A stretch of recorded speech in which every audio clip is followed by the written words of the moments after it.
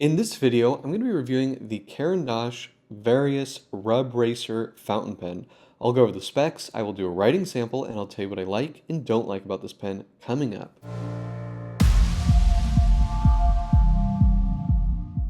Blake here with Blake's Broadcast. On this channel, I review fountain pens, paper, and ink, and as always, I put links in the show notes in the description below. And if you haven't already, please hit that subscribe button, it really helps out my channel. Alright, let's get on with the review. So this is the Caran Varius Rubracer fountain pen. Now, in terms of Caran d'Ache's fine writing lineup, the Varius is placed above the Le Mans, which is a pen that I've reviewed previously. I'll put a link to that up in the corner. So this has a higher price point. It comes in more interesting materials. They have ceramic, they have carbon fiber, they have wood, and they have rubber like we have here. It's an interesting pen. The price for this Rubracer version is $1,185, which is very, very expensive. I believe the carbon fiber and the ceramic ones are more expensive, and the wood ones are maybe a little bit cheaper. This pen has, to me, a very Caran d'Ache look because it is, the hexagonal faceted like pencil look to it. So it is a thinner pen than a Le Mans, but I think it's one of the best looking pens out there. This is a 10 out of 10 in the looks department for me. So let's talk about the pen. Let's walk through it. Now, again, it's a six-sided hexagonal shape, supposed to be very similar to a pencil, and it's completely straight across. There's no taper. And if we look at the finial, this is a lacquered black hexagonal finial, which is sort of representative of the Caran d'Ache logo. It looks very high quality.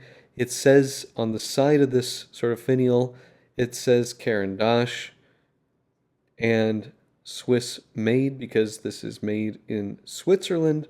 And then you have like a bit of a step before you go into the cap here. And if you notice, there's like this angled engraving that is narrower here and then gets wider as it goes up. It doesn't taper really, but there is sort of an appearance of a taper. But if you notice, like the metal, the high gloss metal in between is wider and then it narrows. So it's an interesting look, but six sides, all of that diagonal finishing. Very attractive clip here, which is sort of angled downward. It's a little bit rounded here, but it kind of has a pretty sharp line despite that.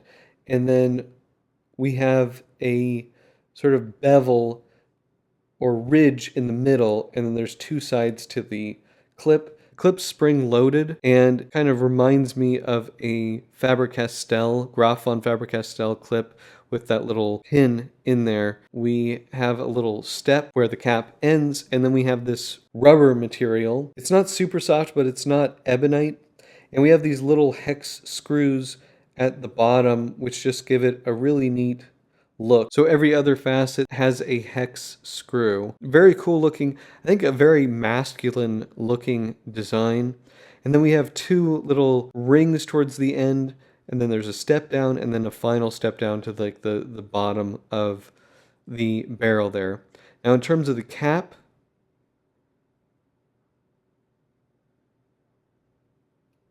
it's about 1 3/4 turn to remove. The grip section, as we can see, is extremely thin. This is probably the thinnest grip section I have on any pen in my collection. It's very, very thin. It's rhodium plated brass, just as the body is and the cap. The body obviously is covered in rubber, but below it is brass. Then we have the 18 karat gold Caran d'Ache nib with the hexagon logo.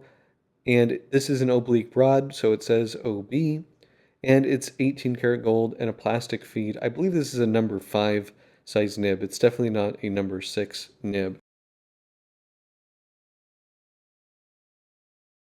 Now, in terms of the size, let's do some measurements. About 136. It is roughly 129. It does not post. It looks like it will, but it doesn't post, so can't do that. Now, in terms of the grip section, It's a very skinny, so we'll go for the widest point. That's 8.3. And then it does kind of flare out a little bit towards the end, so we'll go right before it flares out. 7.9. It's really, really a tiny grip section. Now, in terms of the weight, looking at 29 grams uncapped, and then with the cap, it's 45.6. So this is, a heavier pen, especially with that thinner grip section. Comfort is a problem. For me, I can get about a page A5 before my fingers start to hurt with my regular tripod grip. I modify my grip when I use this when I'm writing for longer periods of time to hold it more gently and without as much pressure, but comfort is a major consideration with this particular pen.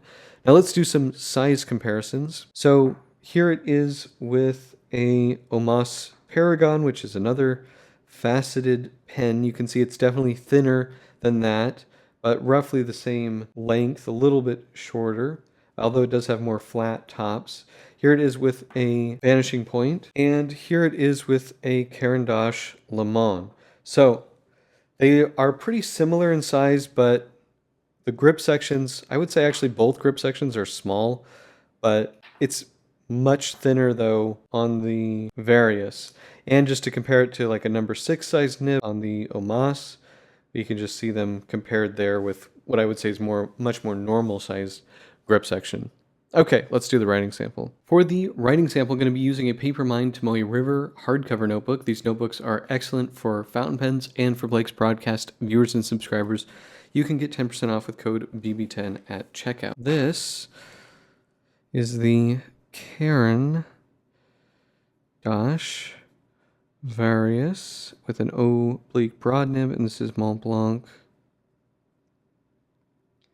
80 days coal blue.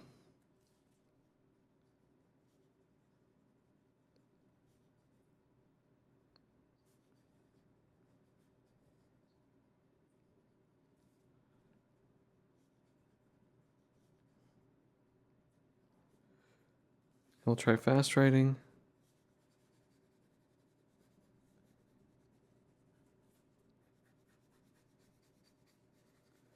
No issues there. Now, this pen does have some natural line variation because of the cut, but it's pretty minimal. You'll see the cross stroke is slightly less than the downstroke, but as for an oblique, it's, oblique doesn't necessarily mean that you have line variation. It just means that one of the tines is shorter than the other. In this case, this would be a left foot oblique, which is what you would normally use if you were right-handed. Now, if we push on it, we can get some line variation because this is a relatively soft nib, so there's no pressure versus pressure. So you can see there's a bit there. I think this feed, yeah, it will eventually railroad if you're not careful. But that's pretty admirable, I think. This is a really nice nib. I think it's the nicest Caran nib I've used. It does, it's essentially the same nib as on my Le Mans. My Le Mans is not an OB though, but this one's just really soft and very enjoyable to write with. In terms of reverse writing, no. I mean, I don't know why you would with an oblique, but that's pretty much it. This is just a phenomenal writing nib. Really enjoy it. What are my pros and cons for the Varius Rubracer fountain pen? Well, I think the looks of this pen are like a 10 out of 10. I just love the way that this looks. The build quality, like all Caran pens in their fine writing line, is really, really well made. It just has a quality look and feel to it. The oblique broad nib is, I think, the nicest Caran nib that I've used thus far, and it's just very wet, very enjoyable to use, very reliable. Now, in terms of cons, the number one con is the price. This is a very expensive pen at just under $1,200. Hard to say if that's worth it or not. It's very pricey.